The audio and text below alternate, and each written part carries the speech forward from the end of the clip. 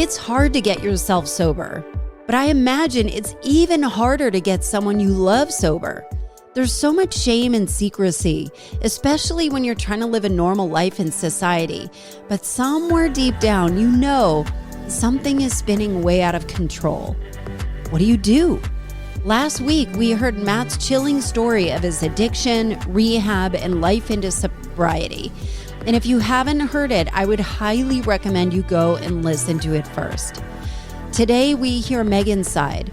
I wouldn't even know how many people suffer in silence trying to figure out how to help their loved one who you suspect might be struggling with addiction and not knowing what to do or where to go. I'm so grateful for Meghan's courage to share her story and offer some ways to help.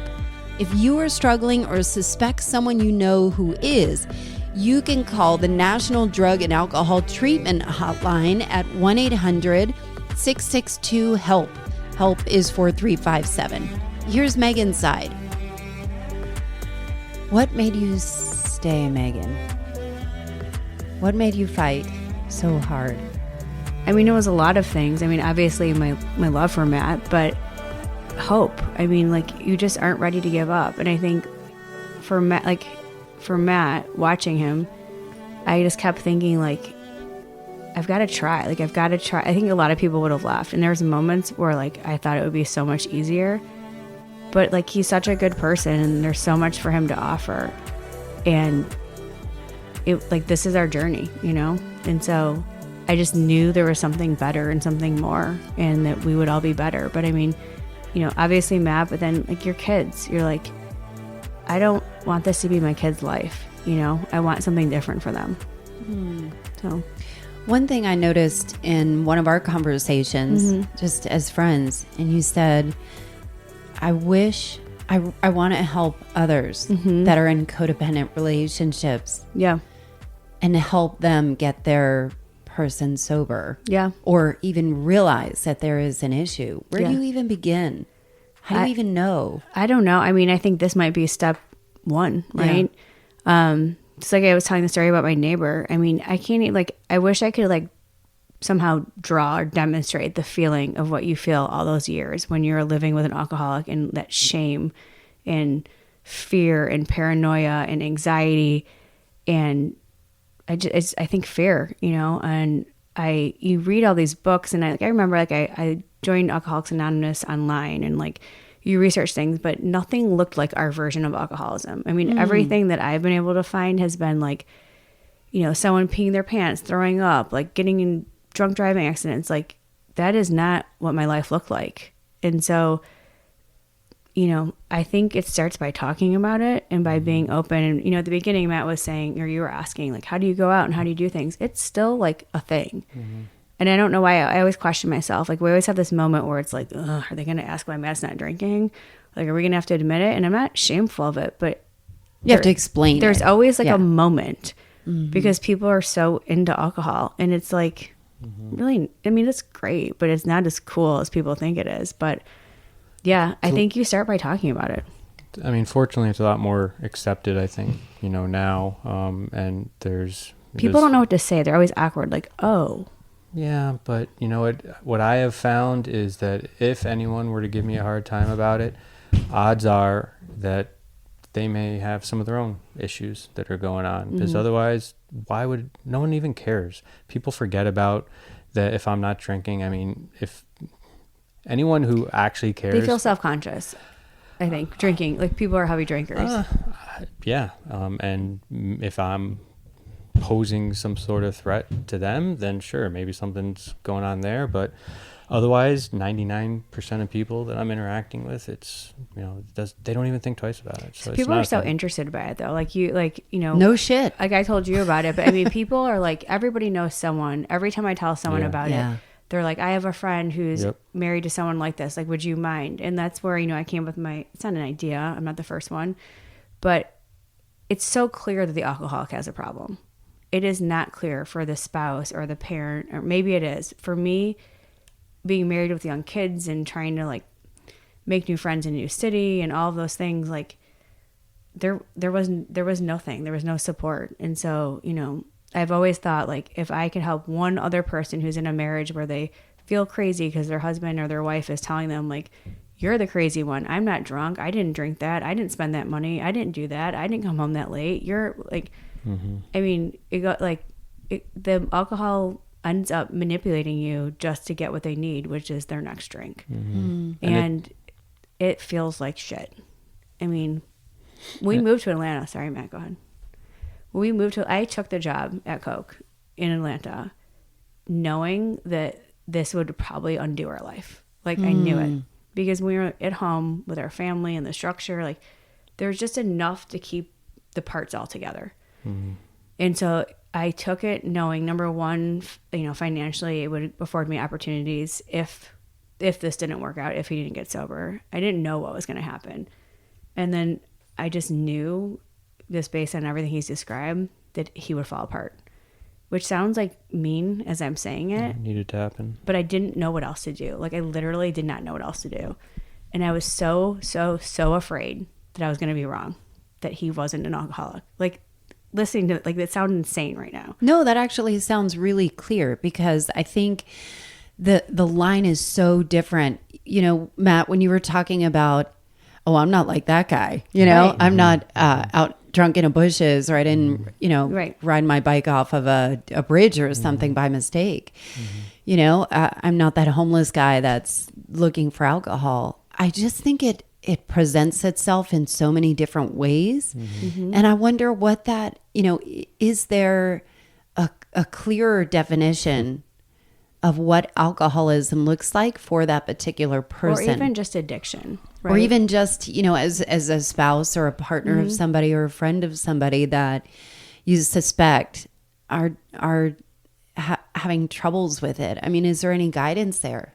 The best thing that I've learned is it's not necessarily frequency or quantity, which is usually, like, when I talk about it with people, they're like, oh, you know, sometimes I've thought about it because I drink X times a week and I drink X beers or X whatever. It's what it does to you when you use it. Are you able to stop when you say you're going to stop? Are you able to only do so much? Are you only able, like, is it changing you as a person? Is it making you do things that you wouldn't normally do? And I'm not talking, you know, get up and karaoke sing or kind of, you know, have something fun.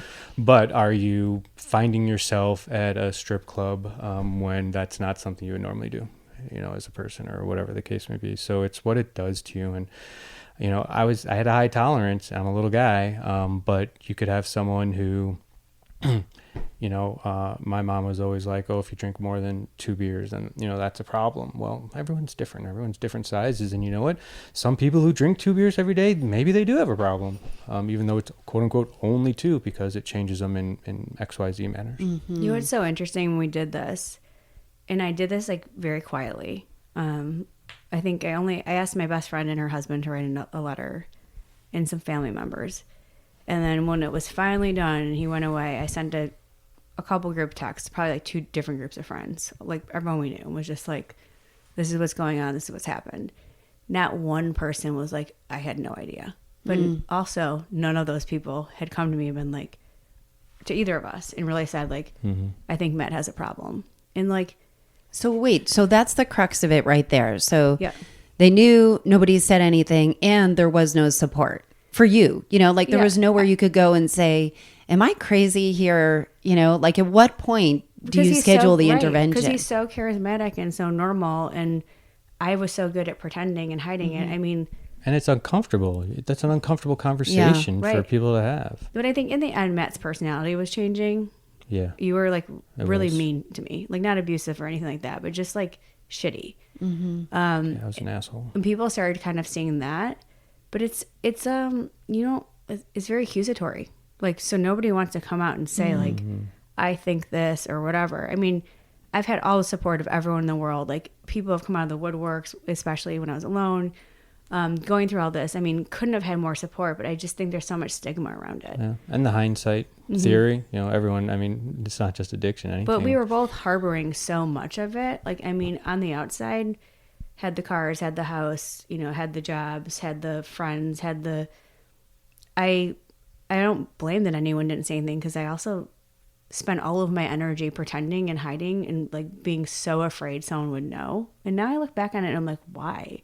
Why was I so afraid? But that's, that's just like the advice I'd give someone is like, you're spending so much of your energy trying to stop something from happening. Like, I wish I could like have had that understanding of myself at that point in time. Or what about therapy in general? Just getting an unbiased third party involved. Well, you were smarter than every What does that look like, though? Went to. But that's the thing. So I'm thinking, you had to hit rock bottom in some way. I mean, to stage an intervention required a lot of work and planning. Yeah. And how did you know, okay, it's enough? Or, if that had happened a year prior or 6 months prior, would it have, I don't know. For me, I can tell you for me, I literally could not live my life like this anymore. Like, it's like. She was done. I would just like I was sick with it. Like, almost like you couldn't stand the taste of something anymore. Like, you could not actually, like, you know how it is with like alcohol you've thrown up on. Like, that's how I was with Matt's disease. Like, I literally could not take a second more of it, and had decided that I think I was 40 at the time. This is not the life I want. Like, I do not Matt was gambling. He was spending money. He was going out. I was miserable. I wasn't happy. I didn't have friends. I didn't have a social life. Oh, I think my tipping point was I went on a 40th birthday party to Mexico. And I called Matt from Mexico, and I could tell he'd been drinking all day. Matt's having more fun than you and your 40th birthday party. But he ended up going out and leaving. He went like 9 houses down the street and left very little children alone. And then the next day I called you, and you started yelling at me about like my flight time. And it was my friend saw it. It was the very first time I started crying, and I was like, something is wrong. Like, it was like the dam broke. But I had been leading up to it for a year. So I moved to Atlanta. I knew this was going to happen. I just knew it. I did not know what to do. So I started exercising. And at this point in my life, I couldn't exercise because I was so trying to control every aspect of our life. Like, I wouldn't leave the kids alone. I wouldn't let him drive. I was just in like micromanagement of every aspect to keep our shit together. And then I went to a therapist for an entire year to like work up the courage to admit to myself that something was wrong. And then I just got to a point where I was like sick with it. And it was not one thing. The one thing was that trip. And then I came home and took Claire to a dentist appointment because she had a cavity. And he told me it was my fault that she had a cavity. And for some reason, like that moment, and we came home and you didn't remember we took her to the dentist. For some reason, that was just like the straw that broke the camel's back. And I remember I called his mom because you were going to fly home to Michigan for some reason.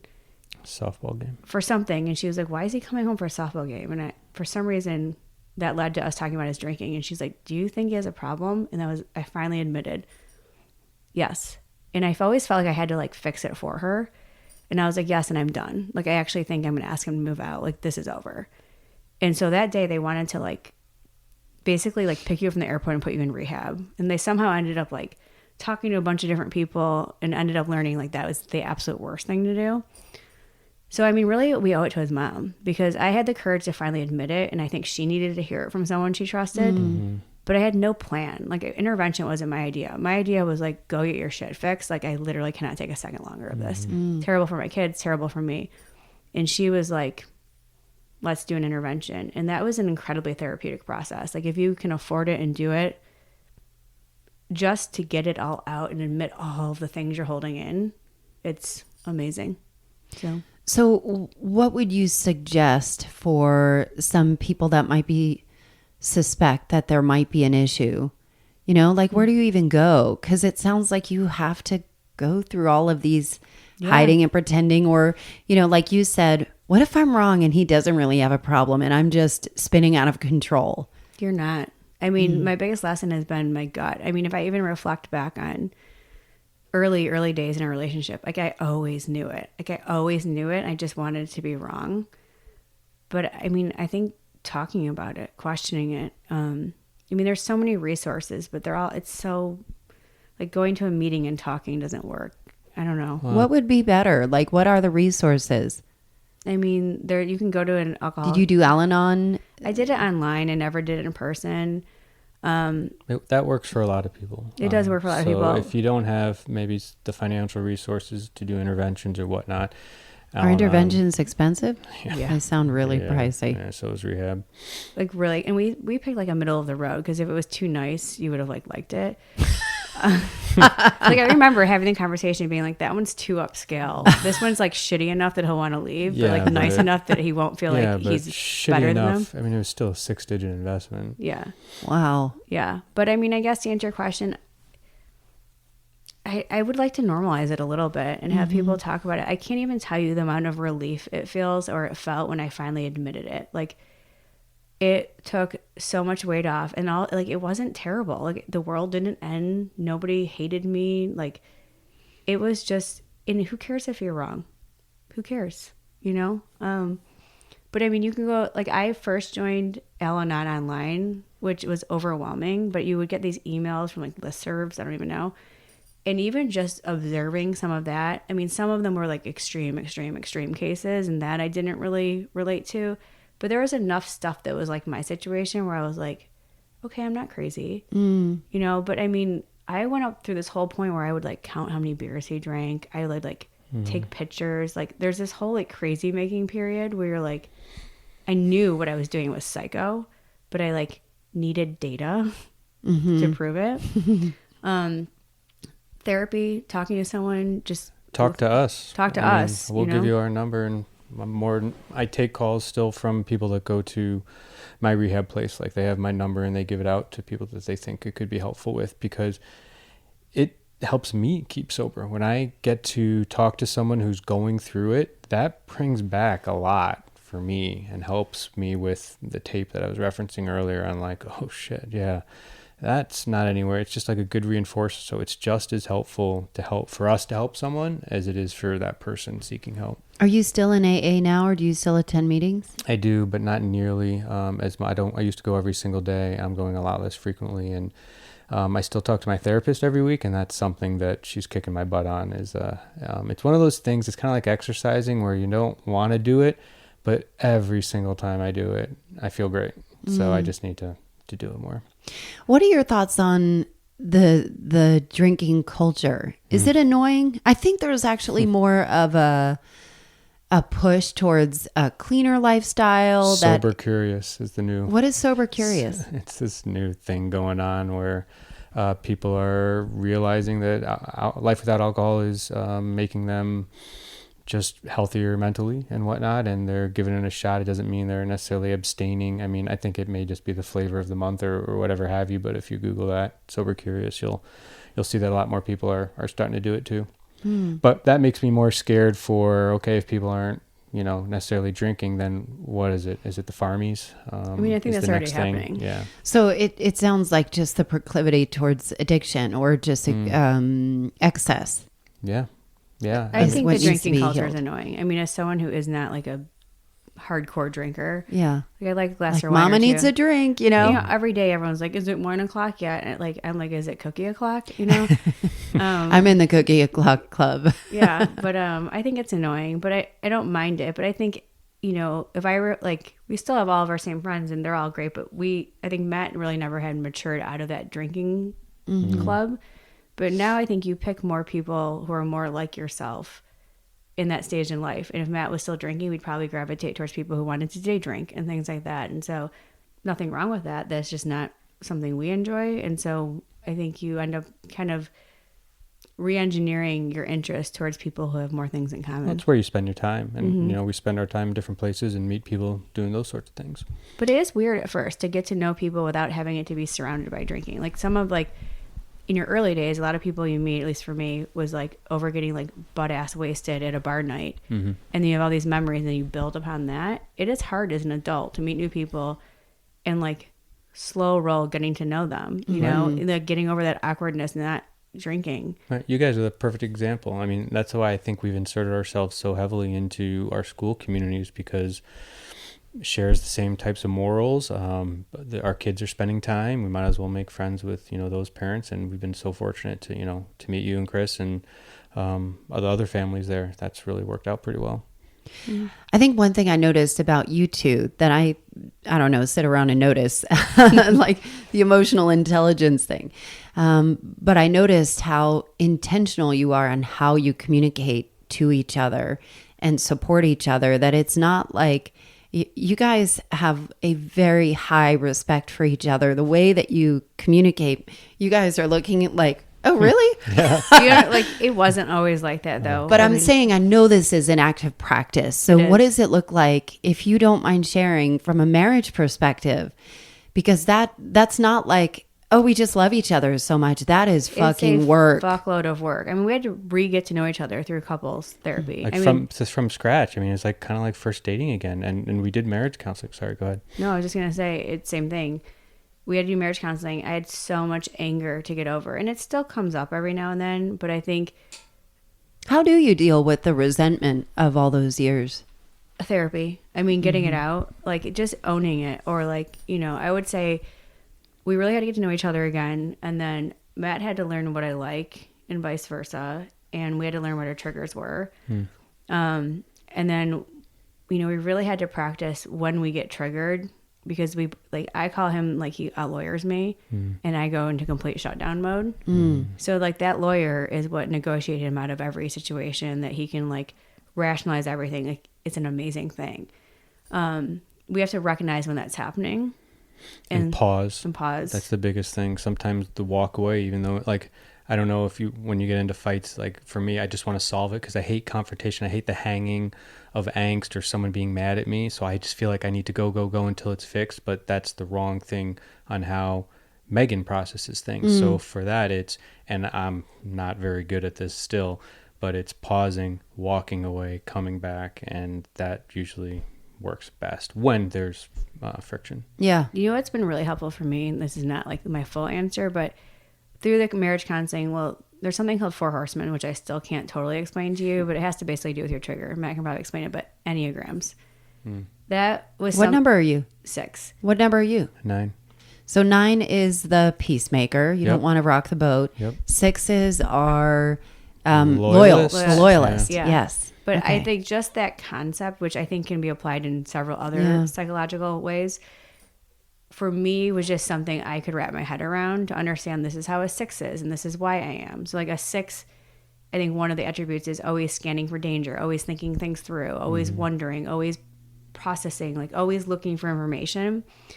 Whereas like now Matt understands it about me. It used to be more annoying. Now he understands, like, I can't help it. That's just how my brain is. That's also a deeper application of the 5 love languages, as So well that's as another understanding. one. Yeah. But though I think the love languages and Enneagram for me were something just easily digestible, that I could understand our likenesses and our differences. And then in marriage counseling, they can actually take that farther, like what your wings are and what happens when you're in a higher 6 versus a lower or a 9, or like why you fight about certain things. That has just been one thing that I have found very digestible to working together better. I also think spirituality has helped, and I'm not talking religion. Spirituality, where I believe that I have a higher power now and that things are happening for a reason. And people kind of get on AA and they're like, oh, isn't it some sort of cult? No, it's based on a higher power, but that higher power can look like anything. And what I mean by that is you just need to believe that you're not the center of the universe. That's it. That there's something that's done something to make this world go round. And for us to be able to lean on that is in the sense of we are, the thing called the serenity prayer. You can, grant me the serenity, accept the things I cannot change. So there's some stuff that you just can't change, and worrying about it, it's like a rocking chair. You're not going to get anywhere. The courage to change the things you can. And that's like, okay, here's something that actually needs to change or can be changed. And, this is where I should focus my time. And the last part is the wisdom to know the difference. And that's always the hardest part, to know what you can change and what you can't change. But a lot of the acceptance with Meghan and I, it may sound bad, like I'm accepting your faults or something. No, it's just I accept that this is life. This is how Meghan is as a person. And I love her for that. And there's certain things that maybe we can change, and that's where we'll focus our energy on. Like, hey, we need to get better on top of our finances. Like, that's something we can change on how we manage our finances, versus maybe Meghan's proclivity to move fast or mine to move slow. He's so slow. Like, so slow. But I would say Matt didn't have any spirituality before. So I started doing life coaching, getting kind of into that stuff like in my 20s. So I've always believed in manifesting and, everything happens for a reason and that there's a higher being. And he was kind of like, no. And so I feel like we kind of meet in the middle on that now, which has been kind of a fun marriage thing to do, because then you can, vision board or talk about like planning your future. I mean, when Matt was deep in addiction, there was no planning. There was no future. There was no like, I like this. I like this. It was just minute to minute, day to day, What do you think, Matt, through this process was your biggest lesson that you needed to learn?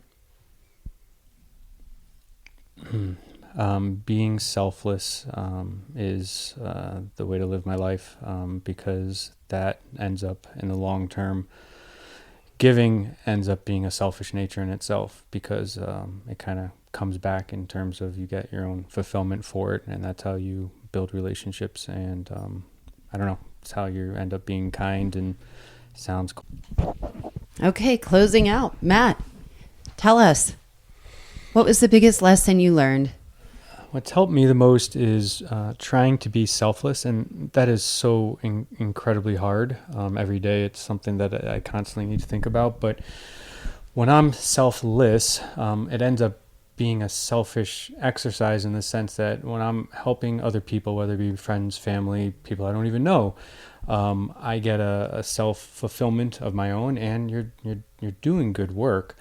And I need to stop listening to myself, because doing things my way is what got me into this problem to begin with. So even though I think I'm a smart person and all of that arrogance and pompousness and selfishness got me exactly into the predicament that almost cost me everything. So relying on a higher power, friends, family, relationships, other people, that's the way that I'm able to live a happy, healthy life and maintain my sobriety that's been just over 30 months now, and I'm super proud of that. Congratulations. Thanks. It's a lot to be proud of. Thanks. I wonder, from you, Meghan, what do you think is the biggest life lesson you learned through this process? I mean, I was thinking about that because I was wondering if you were going to ask me that next. You know it. I think my answer is to listen to your gut, but I recognize that is a really difficult thing to tell someone to do, especially when you're living in fear and paralyzed by it. But I mean, when I reflect back on the past, I don't know, Matt, how long have we been together? Like 13 years, 15 years? Almost 15. That gut intuition was there this entire time. And I think on the other side of fear is freedom.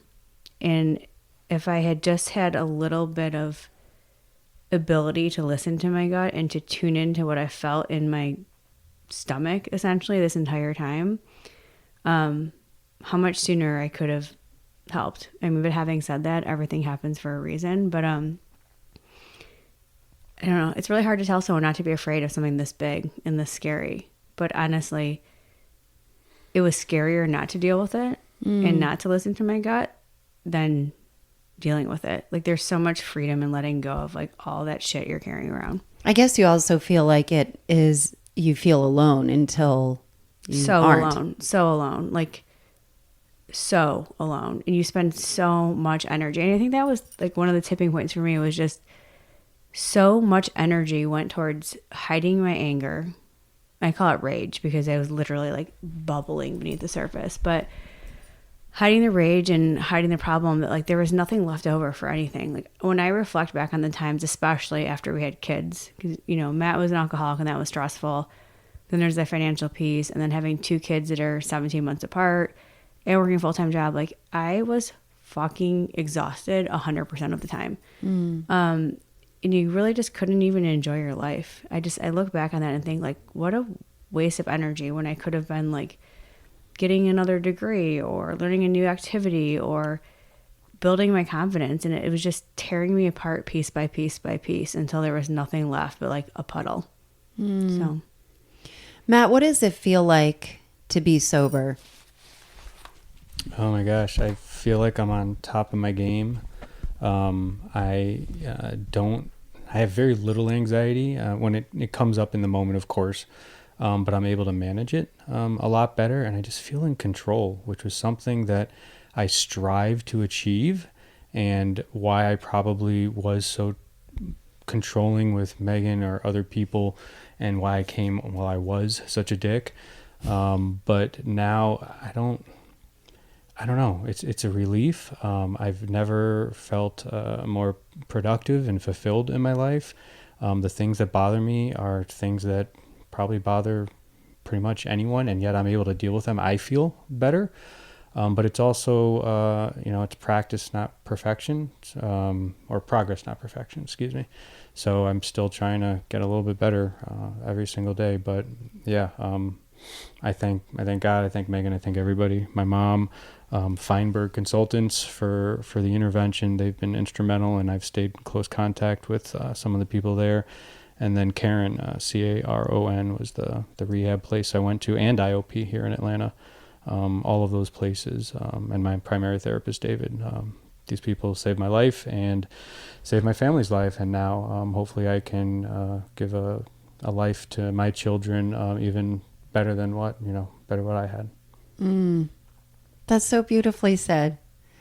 So if somebody wanted to reach out to you or felt like they might have some questions, how could people find you?